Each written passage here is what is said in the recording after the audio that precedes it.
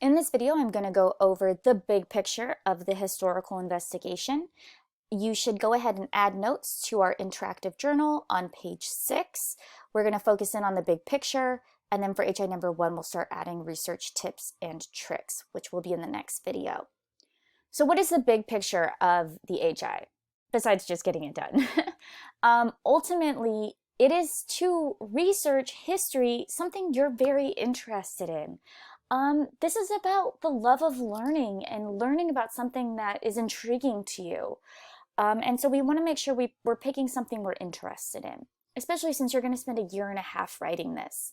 Now, idealistically, we want it to connect to HOA, since that is further building the amount of knowledge that we can use on our IB history external exams.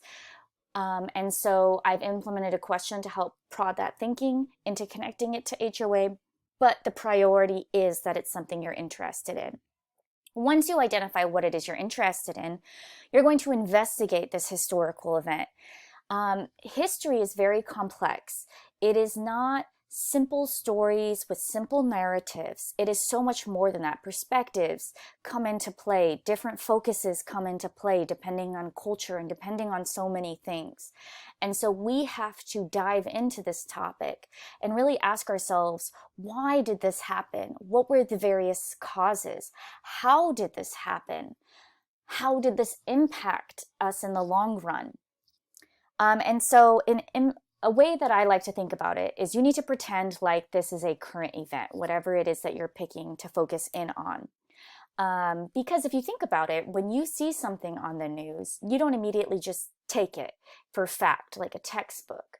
You have to ask more people, look into it. Sometimes you ask people who you would consider experts on this topic.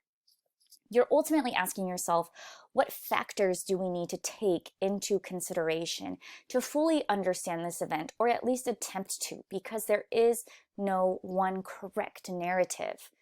For example, a really big current event that happened is the Mueller report. If you go and watch something on CNN and then go watch something on Fox or whatever web or network you're looking at, it's going to have a very different story, an interpretation of facts about the Mueller report. And so that is what you are doing with this historical investigation, is ultimately trying to find this truth. Like, let me look at what CNN says, let me look at what Fox says, what all these other networks say, research, etc. Piece it together, where are these commonalities, and how can I figure out what is true? So you have to look at all those different factors, because like I've mentioned in class, there is never just one cause for anything. You also, big picture, are creating a lesson. This is what I do every single day for class. I have to piece together multiple things to create a lesson to teach you about a historical topic. That is essentially what you are doing with this historical investigation. You just don't have to give a speech like I do every class period. So 3 major components I do is I have to look at multiple sources, and you will too. Now, why look at multiple sources? It's very important to look at multiple sources because, like I was just saying with the Mueller report, there are so many different perspectives and interpretations of facts. Also, as we'll talk about, there's different historiography about these events and topics, and so we have to be able to look at all of them, cross-reference them, find the commonalities. We also have to look at a variation of research. A narrative is going to be very different than statistics, and so we have to be able to look at all of these things. You also want to create a story.